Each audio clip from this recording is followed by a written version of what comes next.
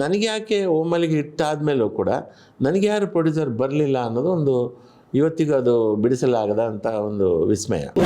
ಯಾರ ಕನಸಲ್ಲ ಯಾರ ಕಥೆಯಲ್ಲ ಆಶೆಯ ಮಣಿಪೋಣಿಸಿ ನಾನೇ ಮಾಡಿದ ಮಾಯಾಹಾರ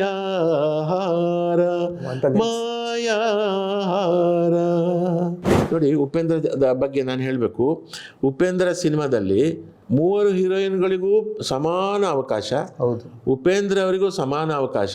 ನನ್ನದೊಂದು ಚಿಕ್ಕ ಪಾತ್ರ, ಅದು ಹೈಲೈಟ್ ಆಗಿತ್ತು. ಪ್ರತಿಯೊಬ್ಬರು ಸಣ್ಣ ಸಣ್ಣ ಪಾತ್ರಗಳು ಕೂಡ ಆ ಚಿತ್ರದಲ್ಲಿ ನೆನಪಲ್ಲಿ ಉಳಿಯುವಂಥ ರೀತಿಯ ಚಿತ್ರಕಥೆ ಉಪೇಂದ್ರ ಅವರು ಮಾಡಿದರು. ಅಲ್ಲಿಂದ ನನಗೊಂದು ಸ್ಪಿರಿಟ್ ಬಂತು, ಈ ಸಿನಿಮಾ ಚೆನ್ನಾಗಿ ಮಾಡಬೇಕು ಅಂಥೇಳಿ. ಆಮೇಲೆ ನಾನು ವರದಣ್ಣ ಅವ್ರ ಹತ್ರ ಡಿಸ್ಕಸ್ ಮಾಡಿದೆ. ನೋಡಿ, ವರದಣ್ಣ ಅವರು ಇನ್ನೂ ಸಪೋರ್ಟ್ ಮಾಡಿದ್ದಾರೆ. ವರದಣ್ಣ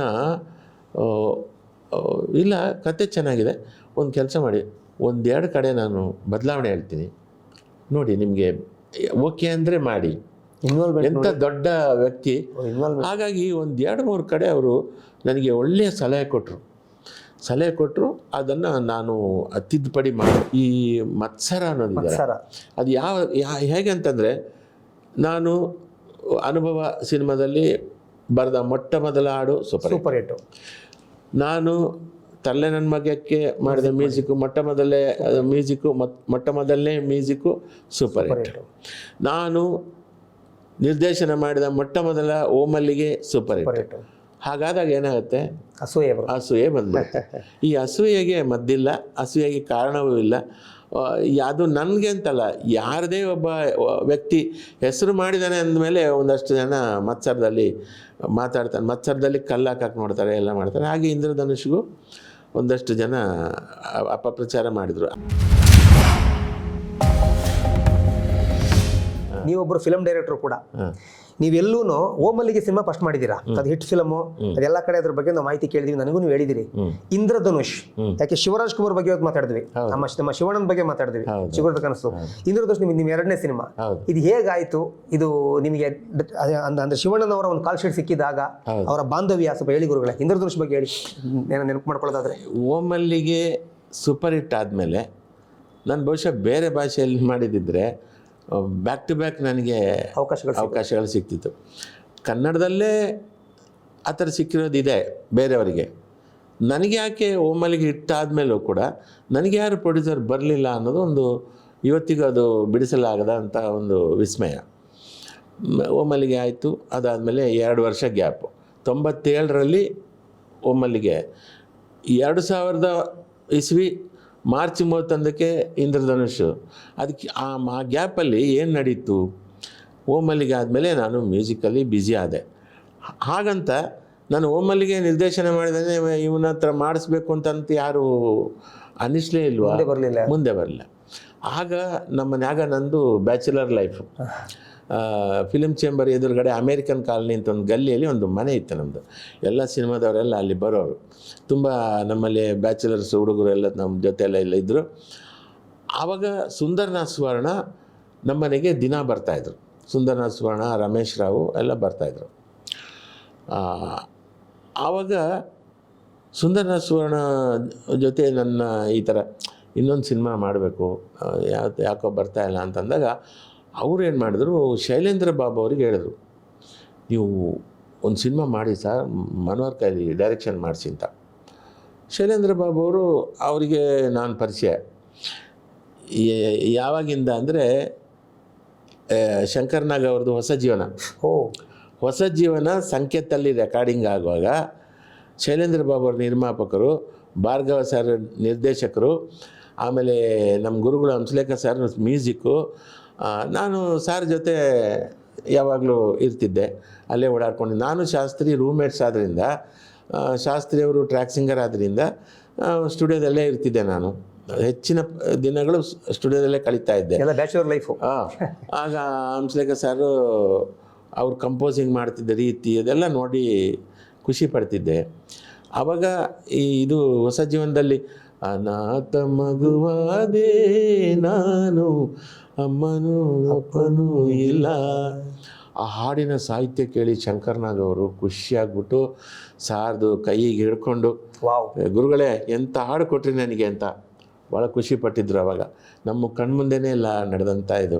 ಸಂಕೇತಲ್ಲಿ ಸಾರ್ದು ರೆಕಾರ್ಡಿಂಗ್ ನಡೀತಾ ಇತ್ತು. ಶಂಕರ್ನಾಗ್ ಅವಾಗ ಆಗ 2 ದಿವಸ 3 ದಿವಸಕ್ಕೆ ಬರ್ತಾನೆ ಇರ್ತಿದ್ರು. ನಮ್ಮನ್ನೆಲ್ಲ ಮಾತಾಡಿಸಿ ಹೋಗೋರು. ಅವ್ರದ್ದು ವಿಷಯ ಆಮೇಲೆ ಹೇಳ್ತೀನಿ. ಮೊದಲು ಈಗ ಶೈಲೇಂದ್ರ ಬಾಬು ಅವರು ಒಂದು 5-6 ದಿವಸ ರೆಕಾರ್ಡಿಂಗ್ ಮಾಡ್ತಾ ಇದ್ದಾಗ ಸಿಕ್ಕಾಗಿ, ಹಾಗಾಗಿ ನನಗೆ ನನ್ನ ಬಗ್ಗೆ ಅವರಿಗೆ ಪರಿಚಯ ಇತ್ತು. ಸೊ ಸುಂದರನಾಥ್ ಸುವರ್ಣ ಅವ್ರು ಹೇಳಿದ ಮೇಲೆ ಅವರು ನಮ್ಮ ಮನೆಗೆ ಬಂದು ಏನು ಮನೋಹರ್ ಅವರೇ ಕತೆ ಏನಾದರೂ ಮಾಡಿದ್ದೀರಾ ಅಂತ. ಕತೆ ನಾನು ಮಾಡಿಲ್ಲ, ಯಾವುದಾದ್ರು ಹುಡುಕೋಣ ಕತೆ ಅಂತ. ಆವಾಗ ಒಂದು ತಮಿಳು ರೈಟ್ರೊಬ್ಬರು ಬಂದಿದ್ದರು. ಅವರು ಯಾವುದೋ ಟೈಮಲ್ಲಿ ಬಂದವರು ಫೋನ್ ನಂಬರ್ ಕೊಟ್ಟಿದ್ದರು. ಅವಾಗೆಲ್ಲ ಲ್ಯಾಂಡ್ ಫೋನ್ ಅಲ್ವಾ, ಅವ್ರನ್ನ ಕರೆಸಿದ್ವಿ. ಅವರು ₹1 ಕಾಯಿನ್ದು ಒಂದು ಕತೆ ಹೇಳಿದ್ರು. ₹1 ಕಾಯಿನಲ್ಲಿ ಒಬ್ಬನ ಜೀವನ ಹೇಗೆ ಬದಲಾಗುತ್ತೆ ಅನ್ನೋದೊಂದು ಒಳ್ಳೆ ಅದ್ಭುತವಾದ ಕತೆ. ನೋಡಿ, ಇವತ್ತು ನಾವು ಈ ಸ್ವಿಗ್ಗಿ, ಝೊಮ್ಯಾಟೊ ಅದೆಲ್ಲ ಈ ಇವರು ಬೈಕಲ್ಲಿ ಇದು ನಾವು ಆರ್ಡರ್ ಮಾಡಿದರೆ ಆನ್ಲೈನ್ ಫುಡ್ ಸಪ್ಲೈ ಮಾಡ್ತಾರೆ. ಅದು ಆಗಿನ ಕಾಲದಲ್ಲಿ ಅವರು ಬರೆದಿದ್ರು ಆ ಕತೆ. ಬರೆದ್ರು. ಅದಕ್ಕೆ ಒಬ್ಬರು ರೈಟರ್ ನನಗೇನಂತಂದರೆ ನಾನೇ ಎಲ್ಲ ಮಾಡಬೇಕು ಅಂತ ನನಗಿರಲಿಲ್ಲ. ಚಿತ್ರಕಥೆ ಸಂಭಾಷಣೆ ಬೇರೆಯವರು ಬರೀಲಿ ಅಂತ ಯಾರೊಬ್ಬರಿಗೆ ಗೊತ್ತು ಮಾಡಿದ್ವಿ. ಅವರು ಬಂದರು. ಈ ಕಡೆ ಮಲ್ಕೊಂಡು ಕತೆ ಕೇಳೋದು, ಈ ಕಡೆ ಮಲ್ಕೊಂಡು ಕತೆ ಕೇಳೋದು, ಆಮೇಲೆ ಯಾವುದು ವರ್ಕೌಟ್ ಆಗ್ತಿಲ್ಲ ಅಂತ ಹೇಳೋದು, ಈ ಕತೆ ಏನು ಮಾಡೋಕ್ಕಾಗಲ್ಲ ಅಂತ ನೆಗೆಟಿವೇ ಮಾತಾಡ್ತಾರೆ. ಒಂದು ದಿವಸ ಶೈಲೇಂದ್ರ ಬಾಬು ಅವರು ಬೇಗ ಬಂದರು. ಒಂದು 8 ಗಂಟೆ ಬಂದರು. ಮನೋಹರ್, ಅವ್ರು ಬರೋ ಮುಂಚೆ ನಾನು ನಿಮ್ಗೆ ಹೇಳ್ತೀನಿ, ಅವ್ರನ್ನ ಇಟ್ಕೋಬೇಡಿ, ಅವ್ರು ಬರೀ ನೆಗೆಟಿವ್ ಮಾತಾಡ್ತಾರೆ, ಅವರಿದ್ದರೆ ಸಿನಿಮಾ ಆಗಲ್ಲ ರೀ, ಆಗಲ್ಲ ಅಂತಲೇ ಹೇಳ್ತಾ ಇರ್ತಾರೆ ಅವರು, ಬೇಡ ಅದು ಅವ್ರನ್ನ ದೂರ ಇಟ್ಬಿಡಿ, ಸಿನಿಮಾ ನಿಲ್ಲಿಸ್ಬಿಟ್ಟಿದ್ವಿ ಅಂತ ಹೇಳಿ ಅಂತ. ಹಾಗೆ ಅವರು ಬಂದಾಗ ಅವ್ರು ಹೇಳಿದೆ, ಇವತ್ತು ಪ್ರೊಡ್ಯೂಸರ್ ಹೇಳಿ ಕಳಿಸಿದ್ರು, ಯಾಕೋ ಸಿನಿಮಾ ಡ್ರಾಪ್ ಮಾಡ್ತಾರಂತೆ, ಮಾಡಲ್ವಂತೆ ಅಂತ. ಒಳ್ಳೆ ಕೆಲಸ, ಯಾಕಂದರೆ ಈ ಕಥೆನೇ ಮಾಡೋಕ್ಕಾಗಲ್ಲ ಅಂತಂದ್ರೆ ಸ್ವಲ್ಪ ಹೊತ್ತಿದ್ರೆ ಆಮೇಲೆ ಹೊರಟೋದು. ಹಬ್ಬ ಸದ್ಯ ಅಂತ ಹೇಳ್ಬಿಟ್ಟು ಒಂದು 15 ದಿವಸ ಗ್ಯಾಪ್ ಕೊಟ್ವಿ. ಆಮೇಲೆ ಇನ್ನು ಆ ಕತೆ ಬೇಡ, ಯಾಕೆ ಸುಮ್ಮನೆ ಅದು ಇವರು ನೆಗೆಟಿವ್ ಹೇಳಿ ನಮಗೆ ಅದನ್ನು ಪಕ್ಕಕ್ಕಿಟ್ಟು ಬೇರೆ ಒಂದು ಹೊಸ ಕತೆ ಮಾಡಿದೆ. ಅದರಲ್ಲಿ ಆಗ ಸಲಿಲ್ ಅಂಕೋಲಾ ಅಂತ ಕ್ರಿಕೆಟ್ ಪ್ಲೇಯರ್, ಒಳ್ಳೆ ಹ್ಯಾಂಡ್ಸಮ್, 6 ಅಡಿ 3 ಇಂಚು ಹೈಟು, ಚೆನ್ನಾಗಿದ್ದರು. ಅವರು ನಮ್ಮ ರಮೇಶ್ ರಾವ್ಗೆ ಯಾರ್ದೋ ಮೂಲಕ ಪರಿಚಯ. ಅವ್ರಿಗೆ ರಮೇಶ್ ರಾವ್ ಕ್ರಿಕೆಟ್ ಹುಚ್ಚ. ಅವರು ಈ ಅನಿಲ್ ಕುಂಬ್ಳೆ ಮನೆಗೆಲ್ಲ ಹೋಗ್ತಾ ಬರ್ತಾಯಿದ್ರು. ಹಾಗಾಗಿ ಸಲಿಲ್ ಅಂಕೋಲಾ ಪರಿಚಯ ಆಗಿ ಅವ್ರನ್ನ ಹಾಕ್ಕೊಂಡು ಮಾಡೋಣ ಅಂತ. ಹಾಗಾಗಿ ಒಂದು ನಕ್ಷತ್ರ ಅಂತ ಒಂದು ಕತೆ ಮಾಡಿದೆ. ಅದು ಎಲ್ಲ ಆಗೋಷ್ಟೊತ್ತಿಗೆ ದೊಡ್ಡ ಬಜೆಟ್, ಅದು ಸದ್ಯಕ್ಕೆ ಬೇಡ ಅಂತ ಶೈಲೇಂದ್ರ ಬಾಬು ಹೇಳಿ, ಬೇರೆ ನೀವೊಂದು ಕೆಲಸ ಮಾಡಿ ಮನೋಹರ್, ನೀವು ಶಿವರಾಜ್ ಕುಮಾರ್ದು ಕಾಂಬಿನೇಷನ್ ಚೆನ್ನಾಗಿರುತ್ತೆ ಅಂತ ಇನ್ನೊಂದು ಕತೆ ಮಾಡಿ ಅಂತ ಇಂದ್ರಧನುಷ್ ಕತೆ ಮಾಡಿದೆ. ಸೊ ಇಂದ್ರಧನುಷ್ ಕಥೆಯಲ್ಲಿ ಏನಿತ್ತಂದರೆ ನನಗೊಂದು ಚಾಲೆಂಜಿಂಗ್ ಇತ್ತು. ಆ ಟೈಮಲ್ಲಿ ಉಪೇಂದ್ರ ಸಿನಿಮಾ ಬಿಡುಗಡೆ ಆಗಿತ್ತು. ಉಪೇಂದ್ರ ಚಿತ್ರದ ಚಿತ್ರಕಥೆ ಅದ್ಭುತವಾದ ಚಿತ್ರಕಥೆ. ನೋಡಿ, ಉಪೇಂದ್ರದ ಬಗ್ಗೆ ನಾನು ಹೇಳಬೇಕು. ಉಪೇಂದ್ರ ಸಿನಿಮಾದಲ್ಲಿ ಹೀರೋ 3 ಹೀರೋಯಿನ್ಗಳಿಗೂ ಸಮಾನ ಅವಕಾಶ. ಉಪೇಂದ್ರ ಅವರಿಗೂ ಸಮಾನ ಅವಕಾಶ. ನನ್ನದೊಂದು ಚಿಕ್ಕ ಪಾತ್ರ, ಅದು ಹೈಲೈಟ್ ಆಗಿತ್ತು. ಪ್ರತಿಯೊಬ್ಬರು ಸಣ್ಣ ಪಾತ್ರಗಳು ಕೂಡ ಆ ಚಿತ್ರದಲ್ಲಿ ನೆನಪಲ್ಲಿ ಉಳಿಯುವಂಥ ರೀತಿಯ ಚಿತ್ರಕಥೆ ಉಪೇಂದ್ರ ಅವರು ಮಾಡಿದರು. ಉಪೇಂದ್ರ ಸಿನಿಮಾ ಶೈಲಿ ಅದಾಗ ಹೊಸ ಶೈಲಿ, ಈಗಲೂ ಯಾವತ್ತಿಗೂ ಹೊಸ ಶೈಲಿ. ಜೊತೆಗೆ ಅದೊಂದು ಸರಿಯಲಿಸ್ಟಿಕ್ ಸಿನಿಮಾ. ಅದು ಏನಂದರೆ ನಮ್ಮ ಮನಸ್ಸನ್ನು ಪರ್ಸಾನಿಫೈ, ಮನಸ್ಸನ್ನು ವ್ಯಕ್ತಿ ಮಾಡಿದ್ದು ಆ ಸಿನಿಮಾ ಅದು. ಸೊ ನನಗೆ ಆ ಸ್ಫೂರ್ತಿಯಲ್ಲಿ ನಾನು ಚಿತ್ರಕಥೆಯಲ್ಲಿ ಸ್ಪೀಡ್ ಇರಬೇಕು, ಆಮೇಲೆ ಹೊಸ ವಿಚಾರ ಇರಬೇಕು ಅಂದ್ಕೊಂಡು ನಾನೇನು ಮಾಡಿದೆ, ಹೀರೋಯಿನಿಗೆ ಒಂದು ಕ್ಯಾರೆಕ್ಟರ್ ಫಿಕ್ಸ್ ಮಾಡಿದೆ. ಆ ಹೀರೋಯಿನು ಒಳ್ಳೆ ಕಲಾವಿದೆ, ಒಳ್ಳೆ ಪೇಂಟಿಂಗ್ ಕಲಾವಿದೆ. ಜೊತೆಗೆ ಅವಳೊಂದು ಹಣ್ಣುಗಳನ್ನ ಕಟ್ ಮಾಡುವಾಗ ಸುಮ್ಮನೆ ಕಟ್ ಮಾಡಿ ತಟ್ಟೆಯಲ್ಲಿ ಇಡ್ತಿರಲಿಲ್ಲ. ಅದನ್ನು ಜಿಗ್ಜಾಗಿ ಆಗಿ ಒಂದು ನಕ್ಷತ್ರದ ರೀತಿಯಲ್ಲಿ ಕಟ್ ಮಾಡಿ ಎಲ್ಲ ಹಣ್ಣುಗಳನ್ನು ಆ ರೀತಿ ಕಟ್ ಮಾಡಿ ತಟ್ಟೆಯಲ್ಲಿ ಇಟ್ಟು ಪ್ರೆಸೆಂಟ್ ಮಾಡ್ತಿದ್ಲು.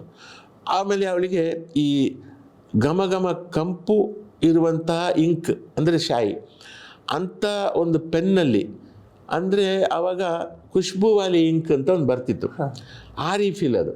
ಅದರಲ್ಲಿ ಬರಿತಾ ಇದ್ದರೆ ನಿಮಗೆ ಆ ಅಕ್ಷರವನ್ನು ಈಗ ಮೂಸಿದ್ರೆ ಒಳ್ಳೆ ಸುಗಂಧ. ಹೌದಾ? ಹಾಂ, ಆ ಥರದ್ದು ಇಂಕಲ್ಲಿ ಬರೆಯೋದು. ಅದು ನಮ್ಮ ಹತ್ರ ಇತ್ತದ ಆ ಪೆನ್ನು.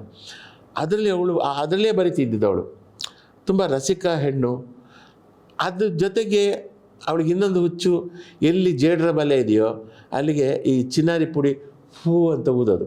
ಊದಿದಾಗ ಇಡೀ ಜೇಡ್ರ ಬಲೆ ಚಿನ್ನದ ಬಲೆ ಥರ ಆಗ್ತಿತ್ತು, ಕಾಣ್ತಿತ್ತು.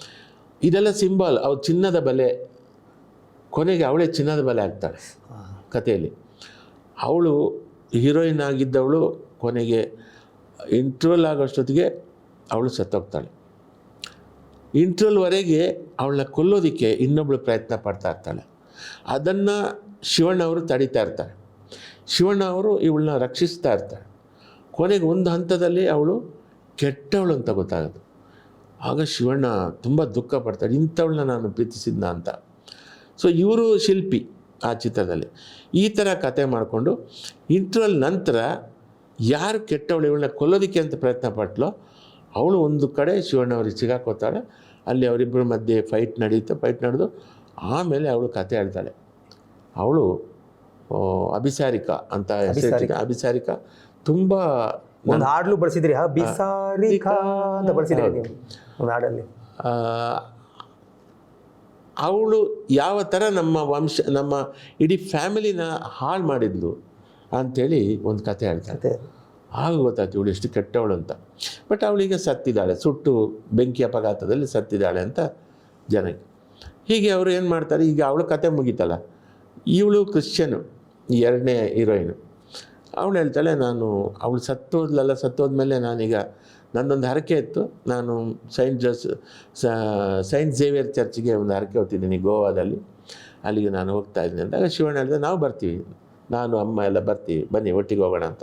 ಹಾಗೆ ಒಟ್ಟಿಗೆ ಹೋಗ್ತಾರೆ. ಅಲ್ಲಿ ಹೋದರೆ ಅವಳು ಶಿವಣ್ಣ ಬೆಳಿಗ್ಗೆ ಎದ್ದು ಅವ್ರಿಗೊಂದು ಕಾಟೇಜಲ್ಲಿ ಇರ್ತಾರೆ. ಬೆಳಿಗ್ಗೆ ಎದ್ದು ನೋಡ್ತಾರೆ, ಹಾಗೇ ಒಂದು 6-7 ಗಂಟೆಗೆ ಸೂರ್ಯೋದಯ ಅಲ್ಲಿ ಆ ಸಂದರ್ಭ ನೋಡ್ತಾರೆ, ಅಲ್ಲೊಂದು ಜೇಡ್ರ ಬಲೆ ಮಿನುಗ್ತಾ ಇದೆ. ಶಾಕ್ ಆಗುತ್ತೆ, ಇದು ಅವಳು ಮಾತ್ರ ಮಾಡೋದು, ಹಾಗಾದರೆ ಅವಳು ಬದುಕಿದಾಳ ಅಂತ. ತಕ್ಷಣ ಹೋಗಿ ಇವರೇನು ಮಾಡ್ತಾರೆ, ಇದರಲ್ಲಿ ನಾನೇನು ಮಾಡಿದ್ದೀನಿ, ಶಿವಣ್ಣ ಅವರು ಮೆಮರಿ ಡ್ರಾಯಿಂಗ್ ಮಾಡ್ತಿದ್ರು ಅಂತ. ಒಬ್ಬರ ಮುಖ ನೋಡಿದರೆ ಅದನ್ನೇ ಬರೆಯೋರು, ಚಿತ್ರ ಆ ಥರ ಬರೆಯೋರು ಇದ್ದಾರೆ.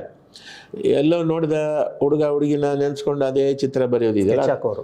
ಆ ಥರ ತಕ್ಷಣ ಅವಳ ಸ್ಕೆಚ್ ಹಾಕ್ಕೊಂಡು ರಿಸೆಪ್ಷನಿಸ್ಟಿಗೆ ತೋರಿಸ್ತಾರೆ, ಈ ಹುಡುಗಿ ಇಲ್ಲೆಲ್ಲಾದರೂ ಇದ್ದಾಳೆ ಅಂತ.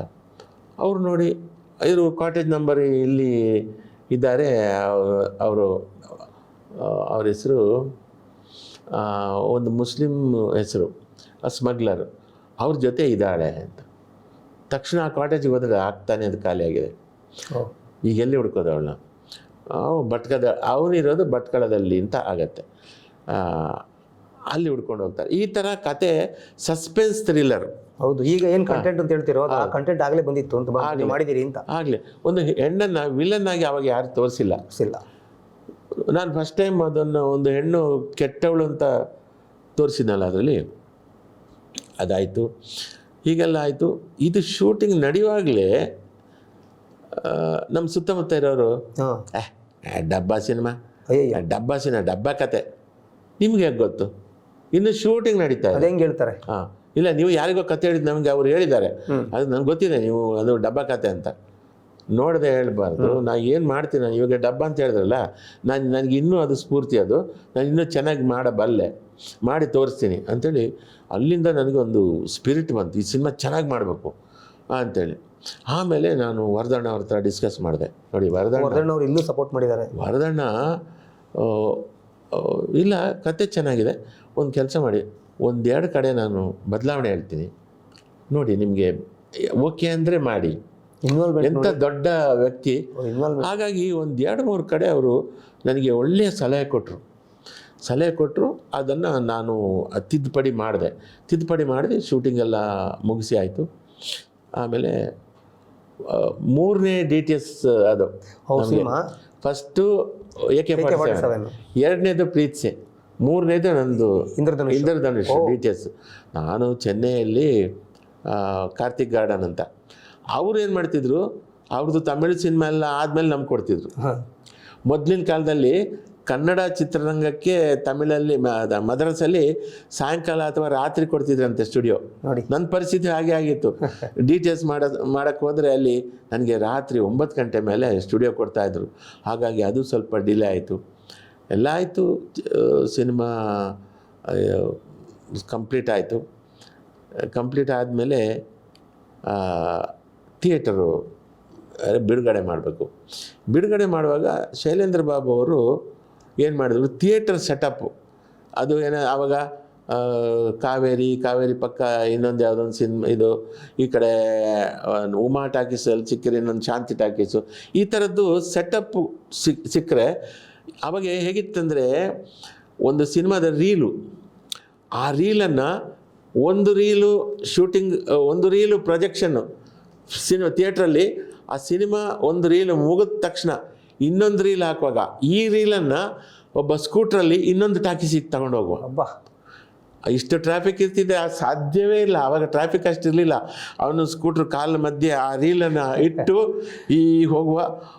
ಹೋಗಿ ಆ ಥಿಯೇಟ್ರಿಗೆ ಆಪ್ರೇಟ್ರಿಗೆ ಅದನ್ನು ಕೊಡುವ, ಅಲ್ಲಿಂದ ಅಲ್ಲಿ ಅದಕ್ಕೆ ಹಿಂದೆ ಕೊಟ್ಟಂಥ ರೀಲ್ ಅದನ್ನು ತರುವ, ಇನ್ನೊಂದು ಟಾಕೀಸಿಗೆ ಕೊಡುವ.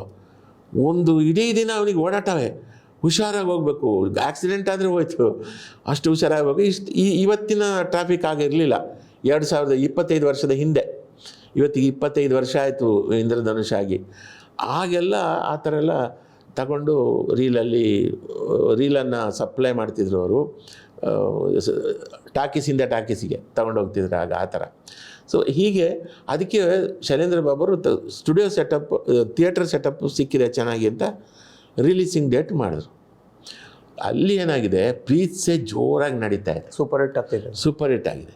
ಅದಾದ ತಕ್ಷಣ ದೇವ್ರ ಮಗ ಆದ ತಕ್ಷಣ ಬರ್ಗೂರು ಸರ್ದು ಹಗಲುವೇಷ, ಬ್ಯಾಕ್ ಟು ಬ್ಯಾಕ್ ಸಿನಿಮಾಗಳಾದಾಗ ಶಿವರಾಜ್ ಕುಮಾರ್ ಅವರು ಶೈಲೇಂದ್ರ ಬಾಬು ಅವರಿಗೆ ಫೋನ್ ಮಾಡಿ ಹೇಳಿದ್ರಂತೆ, ಈಗಲೇ ಬೇಡ, ಸ್ವಲ್ಪ ಡಿಲೇ ಮಾಡಿ, ಯಾಕಂದರೆ ಬ್ಯಾಕ್ ಟು ಬ್ಯಾಕ್ ನಂದೇ ಸಿನಿಮಾ ಇದೆ, ತುಂಬ ಎಫೆಕ್ಟ್ ಆಗುತ್ತೆ, ಅದು ಒಳ್ಳೆ ಸ್ಟೆಪ್ ಅದು ತಗೊಂಡಿದ್ದವರು ಅಂತ. ಆದರೆ ಶೈಲೇಂದ್ರ ಬಾಬು ಅವರು ಏನು ಹೇಳಿದ್ರು ಅಂದರೆ, ಎಲ್ಲ ಥಿಯೇಟರ್ ಸೆಟಪ್ ನನಗೆ ಚೆನ್ನಾಗಿ ಸಿಕ್ಕಿದೆ, ನಾನೀಗ ಬಿಟ್ಟರೆ ಮತ್ತೆ ಬೇಕಾದ ಥಿಯೇಟ್ರ್ ಸಿಗಲ್ಲ ಅಂತ ಹೇಳ್ಬಿಟ್ಟು ರಿಲೀಸ್ ಮಾಡೇ ಬಿಟ್ಟರು.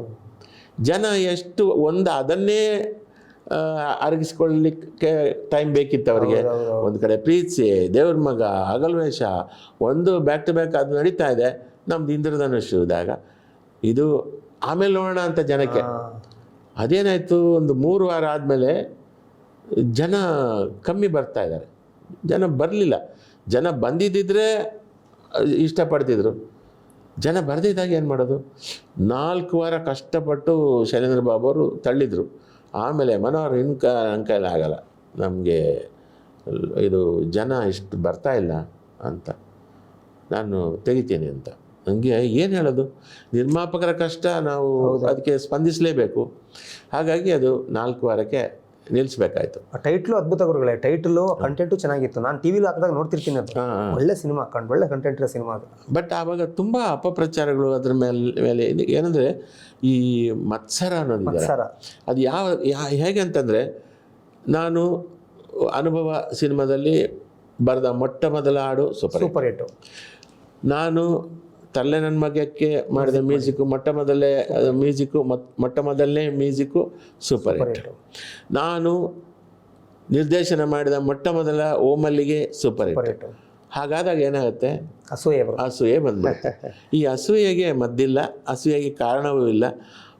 ಅದು ನನಗೆ ಅಂತಲ್ಲ, ಯಾರದೇ ಒಬ್ಬ ವ್ಯಕ್ತಿ ಹೆಸರು ಮಾಡಿದ್ದಾನೆ ಅಂದಮೇಲೆ ಒಂದಷ್ಟು ಜನ ಮತ್ಸರದಲ್ಲಿ ಮತ್ಸರದಲ್ಲಿ ಕಲ್ಲು ಹಾಕಕ್ಕೆ ನೋಡ್ತಾರೆ, ಎಲ್ಲ ಮಾಡ್ತಾರೆ. ಹಾಗೆ ಇಂದ್ರಧನುಷ್ಗೂ ಒಂದಷ್ಟು ಜನ ಅಪಪ್ರಚಾರ ಮಾಡಿದರು. ಆದರೆ ಅವರು ನೋಡದೆ ಅಪಪ್ರಚಾರ ಮಾಡಿದವರು. ಅವರು ಡಬ್ಬಾ ಸಿನಿಮಾ ಅವು ಅಂತ ಹೇಳ್ಕೊಂಡು ಇದು ಮಾಡಿದ್ರು. ಆದರೆ ನೋಡಿದವರು ಅದನ್ನು ಇಷ್ಟಪಟ್ಟಿದ್ರು. ಇವತ್ತಿನ ಜನ್ರೇಷನ್ ಇತ್ತೀಚೆಗೆ ಕೆಲವರು ಅದನ್ನು ನೋಡಿ, ನಾವು ಮೊನ್ನೆ ಟಿ ವಿಯಲ್ಲಿ ನೋಡಿದ್ವಿ ನೋಡಿ, ಉದಯ ಇದಲ್ಲ, ಉದಯ ಟಿ ವಿಲಿ ಹಾಕೋದು, ಉದಯ ಮೂವೀಸಲ್ಲಿ ಹಾಕ್ತಿರ್ತಾರೆ, ಉದಯ ಮೂವೀಸಲ್ಲಿ ಅದನ್ನು ಹಾಕಿದ್ದು ನಾವು ನೋಡಿದ್ವಿ. ತುಂಬ ಸಸ್ಪೆನ್ಸ್ ಎಲ್ಲ ಭಾಳ ಚೆನ್ನಾಗಿತ್ತು ಅಂತ ಹೇಳಿದ್ರು. ಹೌದಾ, ನಿಮಗೆ ಇಷ್ಟ ಆಯ್ತಾ? ನಮ್ಗೆ ಇಷ್ಟ ಆಯಿತು. ಅದು ಹೇಗೋಯ್ತು ಅವಾಗ ಅಂತ. ಓಕೆ ಅವರೇಜ್ ಆಗಿ ಹೋಯ್ತು ಅಂತ ಅಂದೆ ನಾನು. ನೋಡಿ ಆ ಸಿನಿಮಾ ಆವಾಗ ಇಷ್ಟ ತುಂಬಾ ಸಿನಿಮಾಗಳಿದೆ, ಬಂದಾಗ ಜನ ನೋಡಿರಲ್ಲ, ಗೊತ್ತಾಗಿರಲ್ಲ, ಹೌದೌದು, ಒಂದು ಅಪಪ್ರಚಾರದ ಹಿಂಗಾಗುತ್ತೆ. ಟಿವಿಲಿ ನೋಡಿ ಸೂಪರ್ ಅಂತಾರೆ, ಯೂಟ್ಯೂಬ್ ನೋಡಿ ಸೂಪರ್ ಅಂತಾರೆ. ಚಿಗುರಿದ ಕನಸು ಗತಿ ಇದು. ಹೌದೌದು. ಸೊ ಹಾಗಾಗಿ ನಾವು ಕಷ್ಟಪಟ್ಟು ತುಂಬ ಚಾಲೆಂಜ್ ಮೇಲೆ ಒಂದು ಒಳ್ಳೆ ಕತೆ, ಆಮೇಲೆ ಪ್ರತಿ ಘಟನೆಗಳು ಕೂಡ ಹೊಸದಾಗಿರಬೇಕು. ಜನಕ್ಕೆ ಈ ದೃಶ್ಯ ಎಲ್ಲೂ ಇಲ್ಲ, ಇದು ಎಲ್ಲಿ ಕಾಪಿ ಮಾಡಿಲ್ಲ ಎಲ್ಲಿಂದಲೂ ಅಂತ ಆಗಬೇಕು. ಆಮೇಲೆ ಜನಕ್ಕೆ ಆ ಹೊಸ ರೀತಿಯ ದೃಶ್ಯ ಇಷ್ಟ ಆಗಬೇಕು ಅಂತ ಅಷ್ಟೊಂದು ಕಾಳಜಿಯಿಂದ ಮಾಡಿ ಅದು ಜನಕ್ಕೆ ತಲುಪಿಲ್ಲ ಅಂದಾಗ ತುಂಬ ನೋವಾಗತ್ತೆ. ಇವತ್ತಿಗೂ ನನಗೆ ಆ ನೋವು ಕಾಡ್ತಾ ಇದೆ. ಹಾಡುಗಳು ಅದ್ಭುತ ಗುರುಗಳೇ, ಅಣ್ಣವ್ರು ಆಡಿದ್ದು. ಹೌದೌದು, ಅದ್ಭುತ ಹಾಡುಗಳು. ಯಾರ ಕನಸಲ್ಲ ಯಾರ ಕತೆಯಲ್ಲ, ಆಶೆಯ ಮಣಿಪೋಣಿಸಿ ನಾನೇ ಮಾಡಿದ ಮಾಯಾಹಾರ ಮಾಯಾಹಾರ. ಅದ್ಭುತ ಲಿರಿಕ್ಸ್ ಅದು. ಒಂದು ಜನಪದ ಗೀತೆ ಅದರಲ್ಲಿ ಅಣ್ಣವ್ರೆ ಆಡಿದ್ದು. ಕೇಳು ಕೇಳವ ಕೇಳವ ಗೊರವಂಕ ಕೇಳು ಒಂದು ಹಾಡ. ಅದರಲ್ಲಿ ಈ ಯಡಿಯೂರ ಹತ್ರ ಒಂದು ಮಾರ್ಕೋನಹಳ್ಳಿ ಡ್ಯಾಮ್ ಅಂತಿದೆ. ಆ ಮಾರ್ಕೋನಹಳ್ಳಿ ಡ್ಯಾಮ್ ಯಾವ ಥರ ಕಟ್ಟಿದ್ರು, ನಾಲ್ವಡಿ ಕೃಷ್ಣರಾಜ ಒಡೆಯವರು ಬಂದು ಪೂಜೆ ಮಾಡಿ ಹೋಗಿದ್ದು, ಅಲ್ಲಿ ವಿಶ್ವೇಶ್ವರಯ್ಯ ಇದ್ದಿದ್ದು, ಆಮೇಲೆ ಆವಾಗ ದಿವಾನರಾಗಿದ್ದಂಥ ಮಿರ್ಜಾ ಇಸ್ಮಾಯಿಲು, ಅದನ್ನೆಲ್ಲ ಬ್ಲ್ಯಾಕ್ ಆ್ಯಂಡ್ ವೈಟ್ ಇದರಲ್ಲಿ ಆ ಪಾತ್ರ. ಮಿರ್ಜಾ ಇಸ್ಮಾಯಿಲ್ ಪಾತ್ರ ಮಾಡಿದ್ದು ಯಾರು ಅಂತಂದರೆ ಶಂಕರ್ ಶಾನ್ಭಾಗ್ ಅವರು. ಅವರು ಅದೇ ಥರ ಸಣ್ಣಗೆ ಇದ್ದರು ಮಿರ್ಜಾ ಇಸ್ಮಾಯಿಲ್ ಅವರು. ನಾಲ್ವಡಿ ಕೃಷ್ಣರಾಜ ಒಡೆಯರು ಪಾತ್ರ ಮಾಡಿದ್ದು ಹೊನ್ನಪ್ಪ ಭಾಗವತರ ಮಗ ಭರತ್ ಭಾಗವತರ್. ಸೊ ಹೀಗೆ ಅದರಲ್ಲಿ ಶಿವಣ್ಣ ಅವರು ಫ್ಲ್ಯಾಶ್ ಬ್ಯಾಕ್ ಒಂದು ಕಥೆಯಲ್ಲಿ, ಆ ಜಾನಪದ ಕಥೆಯಲ್ಲಿ ಶಿವಣ್ಣನೇ ಅವರ ಕೈಯಲ್ಲೇ ಮಾಡಿಸಿದ್ವಿ ನಾವು. ಆಮೇಲೆ ಅದೇ ಶೂಟಿಂಗ್ ನಡೀತಾ ಇರುವಾಗ ಉಳ್ಳಾಲದ್ದು ಸೋಮೇಶ್ವರ ಬೀಚಲ್ಲಿ ಶೂಟಿಂಗ್ ಮಾಡಿದ್ವಿ. ಅಲ್ಲೊಂದು ದೊಡ್ಡ ಬಂಡೆ ಇದೆ, ಭಾಳ ಚೆನ್ನಾಗಿದೆ ಅದು. ಆ ಬಂಡೆಯಲ್ಲಿ ಶೂಟಿಂಗ್ ಮಾಡುವಾಗ ಅಲ್ಲಿ ಹತ್ತಿರದಲ್ಲಿ ಒಂದು ನನ್ನ ಫ್ರೆಂಡು ರಮೇಶ್ ಆಚಾರ್ಯ ಅಂತ ವಿಟ್ಲದವನು, ಅವನು ನನ್ನ ಹತ್ರ ಬಂದು, ಮನೋಹರ ಶಿವಣ್ಣ ನಮ್ಮನೇಲಿ ಊಟ ಮಾಡ್ತಾರಾ ಅಂದ. ನಾನು ಹೆಂಗೆ ಕೇಳೋದು, ಶಿವಣ್ಣ ಸೂಪರ್ ಸ್ಟಾರು, ಅವ್ರ ಹತ್ರ ಅಣ್ಣ ಇಲ್ಲಿ ಒಬ್ಬರು ಮನೆಯಲ್ಲಿ ಊಟಕ್ಕೆ ಕರೀತಾ ಇದ್ದಾರೆ, ಏನು ಮಾಡೋದು. ಶಿವಣ್ಣ ಮಧ್ಯಾಹ್ನ ಊಟ ಮಾಡಲ್ಲ. ಹೌದಾ? ಬರೀ ಟೀ ಕುಡಿಯೋದು. ಅವರು ಡಯಟ್ ಮಾಡ್ತಾಯಿದ್ರು. ಹೌದಾ, ಬನ್ನಿ ಹೋಗೋಣ ಅಂತ. ಅಲ್ಲಿ ಹೋದರೆ ಸಣ್ಣ ಮನೆ, ನೆಲದಲ್ಲಿ ಕೂತು ಊಟ ಮಾಡಬೇಕು. ಡೈನಿಂಗ್ ಟೇಬಲೆಲ್ಲ ಇರಲಿಲ್ಲ, ನೆಲದಲ್ಲಿ ಕೂತು ಎಲೆ ಹಾಕಿ ಅದರಲ್ಲಿ ಅವರು ಊಟ ಮಾಡಿಕೊಂಡು ಬಂದರು. ಒಂದು ಸರಳತೆ, ಅಷ್ಟು ಸರಳತೆ ಶಿವಣ್ಣಂದು ಗುಣ. ತುಂಬ ಜನ ಹೇಳಿದ್ದಾರೆ ಗುರುಗಳೇ ಶಿವಣ್ಣನ ಸರಳತೆ ಬಗ್ಗೆ ತುಂಬ ಜನ ಮಾತಾಡಿದ್ದಾರೆ. ಹೌದು. ಆಮೇಲೆ ಯಾವ ಇದರಲ್ಲೂ ಕೂಡ ಅಹಂಕಾರ ಅನ್ನೋದು ಇರಲಿಲ್ಲ ಅವರಿಗೆ. ಅಣ್ಣವ್ರ ಮಗ ಅಂದರೆ ಹೆಂಗಿರ್ಬೇಕಾಯ್ತು, ಅದಿಲ್ವೇ ಇಲ್ಲ ಅವರಿಗೆ. ಅದು ಅಣ್ಣವ್ರ ಗುಣನೇ ಅವರು ತಗೊಂಡು, ಅವರು ಅಷ್ಟೇ, ಪುನೀತ್ ಅಷ್ಟೇ, ರಾಗಣೆ, ಆ ಮನೆ ಮಕ್ಕಳಷ್ಟೇ, ಅವರು ಲಕ್ಷ್ಮಿ ಆಗಲಿ, ಪೂರ್ಣಿಮಾ ಅವರಾಗಲಿ ಎಲ್ಲ, ಅವರು ಆ ಒಂದು ಸಜ್ಜನಿಕೆ ಇದೆಯಲ್ಲ, ಅದು ಗ್ರೇಟ್ ಅಣ್ಣವರ ಮಕ್ಕಳದ್ದು ಎಲ್ಲ. ಸೊ ಶಿವಣ್ಣ ಅಲ್ಲಿ ಊಟ ಮಾಡ್ಕೊಂಡು ಬಂದು ಮತ್ತೆ ಶೂಟಿಂಗ್ ರೆಡಿ ಆದರು. ಹೀಗೆ ಅದು ತುಂಬ ಜಾಲಿಯಾಗಿ ಆ ಸಿನಿಮಾ ಮಾಡಿದ್ವಿ. ಸೊ ಹೀಗಾಗಿ ಅದು ಎಲ್ಲ ಸಿನಿಮಾ ಚೆನ್ನಾಗಿ ಬಂದರೂ ನಮ್ಮ ದುರಾದೃಷ್ಟ. ಆದರೂ ಶಿವಣ್ಣನಿಗೆ ನೀವು ಕೊಟ್ಟ ಹಾಡುಗಳು, ಜನ್ಮದ ಜೋಡಿ, ಜನ್ಮದಾತ, ಇಂದ್ರಧನುಷು, ಭೂಮಿದ ಚೊಚ್ಚಲ ಮಗ, ಆಮೇಲೆ ಜೋಡಿ ಹಕ್ಕಿ, ಕುರುಬನ ರಾಣಿ, ಮಿಸ್ಟರ್ ಪುಟ್ಟಸ್ವಾಮಿ, ಎಲ್ಲ ಹಿಟ್ ಸಾಂಗ್ಗಳೇ, ಎಲ್ಲ ಹಿಟ್ ಸಾಂಗ್. ಏನಂದರೆ ಸಾಂಗ್ಗಳು ನನಗೆ ಶಿವಣ್ಣವ್ರ ಬಗ್ಗೆ ಪ್ರೀತಿ, ಗೌರವ. ಯಾಕಂದರೆ ಅವರ ನಡತೆ ನಾನು ನೋಡಿದ್ರಲ್ಲ, ಅವರ ಸಜ್ಜನಿಕೆ, ಅವರ ಡೌನ್ ಟು ಅರ್ತ್ ಬುದ್ಧಿ, ಆಮೇಲೆ ಯಾರನ್ನು ನೋಯಿಸಿದಂಥ ಮನಸ್ಸು, ಆಮೇಲೆ ಪಂಕ್ಚುಯಾಲಿಟಿ. 9 ಗಂಟೆ ಸೆಟ್ಟಿಗೆ ಬರ್ಬೇಕಾದ್ರೆ 9 ಗಂಟೆ ಬರೋರು, 8:45ಕ್ಕೆ ಹಾಜರು ಅವರು ಶೂಟಿಂಗಿಗೆ. ಆಮೇಲೆ ಏನು ಡ್ರೆಸ್ ಕೊಟ್ಟರು ಅವರು, ನನಗೆ ಅದು ಬೇಕು, ಊಟ ತಿಂಡಿಯಲ್ಲಿ ನನಗೆ ಅದೇ ಬೇಕು ಇದೇ ಬೇಕು, ಇಲ್ಲವೇ ಇಲ್ಲ. ಏನು ಕೊಡ್ತೀರೋ ಅದು ತಿಂದು ಇದು ಮಾಡೋರು, ಶೂಟಿಂಗ್ ಮಾಡೋರು. ಅದಕ್ಕೋಸ್ಕರ ನನಗೆ ಶಿವಣ್ಣ ಅಂದರೆ ಒಂದು ಪ್ರೀತಿ, ಗೌರವ ಹೆಚ್ಚು, ಜಾಸ್ತಿ. ಜೊತೆಗೆ ಅಣ್ಣವರ ಗುಣ ಇಲ್ಲಿ ಕಾಣ್ತಾ ಇದ್ವಿ ನಾವು. ಅದು ನಮ್ಮ ಪುಣ್ಯ ಅಂತ ಹೇಳ್ಬೇಕು. ಯಾಕಂದರೆ ಅಣ್ಣವ್ರ ಸಿನಿಮಾಕ್ಕೆ ಕೆಲಸ ಮಾಡಿದ್ದು, ಅಣ್ಣವ್ರ ಮನೆಯಲ್ಲಿ 10 ವರ್ಷ ಆ ಒಂದು ಒಡನಾಟ, ಆಮೇಲೆ ಶಿವರಾಜ್ ಕುಮಾರ್ ಅವರಿಗೆ ನಾನು ಮ್ಯೂಸಿಕ್ ಮಾಡಿದ್ದು, ಇದೆಲ್ಲ ನನ್ನ ಪೂರ್ವಜನ್ಮದ ಪುಣ್ಯ ಅಂತಲೇ ನಾನು ಹೇಳ್ತೀನಿ. ಯಾಕಂದರೆ ನಾನೊಂದು ಹಳ್ಳಿಯಿಂದ ಬಂದವನು ಬೆಂಗಳೂರಿಗೆ ಬಂದು ಸಿನಿಮಾ ರಂಗ ಸೇರಿದ್ದೇ ಒಂದು ವಿಸ್ಮಯ. ಅದರಲ್ಲೂ ಶಿವರಾಜ್ ಕುಮಾರ್ ಅಂತವರ ಒಡನಾಟ ಇದೆಯಲ್ಲ, ಅದು ನನಗೆ ಇನ್ನೊಂದು ದೊಡ್ಡ ಸೌಭಾಗ್ಯ. ನನ್ನ ಒಂದು ಬದುಕಿನ ಇದರಲ್ಲಿ ಪುಟಗಳಲ್ಲಿ ಶಿವಣ್ಣ ಒಂದು ಅದ್ಭುತವಾದ ಇದು. ಎಂಥ ಮಾತುಗಳು, ಸೂಪರ್ ಗುಡ್. ನಿಜಕ್ಕೂ ನೋಡಿ ಶಿವಣ್ಣ ಅದಕ್ಕೆ ಇವತ್ತು ಓಡೋಕೋದ್ರೆ ರನ್ನಿಂಗ್ ಆರ್ಸ್ ಅಂತಾರೆ ಇಂಡಸ್ಟ್ರಿಯಲ್ಲಿ. ಡೈರೆಕ್ಟರ್ ಡಾರ್ಲಿಂಗ್ ಅಂತಾರೆ ಅವ್ರನ್ನ, ನಾನು ಕೇಳಿದ್ದೀನಿ. 150 ಸಿನಿಮಾಗಳ ಹತ್ರ ತರ್ತಾ ಇದ್ದಾರೆ. ಅವ್ರಿಗೆ ಇನ್ನೂ ದೇವರು ಹೆಚ್ಚು ಆರೋಗ್ಯ ಆಯುಷ್ಯ ಕೊಟ್ಟು ಇನ್ನೂ ಸಿನಿಮಾಗಳು ಮಾಡಲಿ, ನೀವು ಅವರೊಟ್ಟಿಗೆ ಸಿನಿಮಾ ಮಾಡುವಂಥ ಅವಕಾಶ ಮತ್ತೆ ಬರಲಿ. ನನಗೆ ಒಂದು ಆಸೆ ಇದೆ. ಖಂಡಿತ ಶಿವಣ್ಣ ಇದು ನೋಡ್ತಿದ್ದಾರೆ, ಮನೋಹರ್ ಸರ್ಗೆ ಒಂದು ಅವಕಾಶ ಕೊಟ್ಟು ಮತ್ತೆ ನೀವು ಸಿನಿಮಾ ಮಾಡಿಸ್ಬೇಕು. ಒಂದು ಹಿಟ್ ಕಾಂಬಿನೇಷನು ಮತ್ತೊಮ್ಮೆ ಅದು ತೆರೆ ಮೇಲೆ ಬರಬೇಕು. ನಾವು ಅದು ಯಾರಲ್ಲೂ ಒತ್ತಾಯ ಅಲ್ಲ ಪ್ರೀತಿಯಿಂದ ಕೇಳ್ಕೊತಿರೋದು, ತಾನಾಗಿ ಬರಬೇಕು. ಅದು ಶಿವಣ್ಣ ಕೇಳಿಸಿದ್ರೆ ಖಂಡಿತ ಮಾಡ್ತಾರೆ ಅಂತ. ಸ್ನೇಹಿತರೆ ನೋಡಿದ್ರಲ್ಲ, ಇದು ನಮ್ಮ ಮುಗ್ಧ ಮನಸ್ಸಿನ ನಿಷ್ಕಲ್ಮಶ ವ್ಯಕ್ತಿಯ ಮನೋಹರ್ ಸರ್ನ ಒಂದು ಅದ್ಭುತ ಮಾತುಗಳು. ತುಂಬ ವಿಷಯಗಳು ಕುಶಲಪುರಿ ಆಯಿತು. ನಾನು ಇಂಟರ್ವ್ಯೂ ಮಾಡೋಷ್ಟು ಅವ್ರಿಗೆ ಅವ್ರ ಸಾಧನೆ ಮುಂದೆ ನಾನೇನೂ ಇಲ್ಲ. ಆದರೆ ಒಬ್ಬ ಫಿಲ್ಮ್ ಕ್ರಿಟಿಕ್ ನಾನು. ಆದ್ದರಿಂದ ಈ ಥರ ಒಂದು ಸಿನಿಮಾದ ಬಗ್ಗೆನೇ ಮಾತಾಡಬೇಕಾಯಿತು. ಅದರಲ್ಲಿ ಹಲವು ವಿಷಯಗಳು ಬಂದು ಹೋಯಿತು. ಹಾಗೂ ಇದೇ ಥರ ನಿಮ್ಮ ಸಪೋರ್ಟ್ ಯಾವಾಗಲೂ ಇರಲಿ. ವೀಕ್ಷಕರಿಗೆಲ್ಲರಿಗೂ ನಮಸ್ಕಾರ.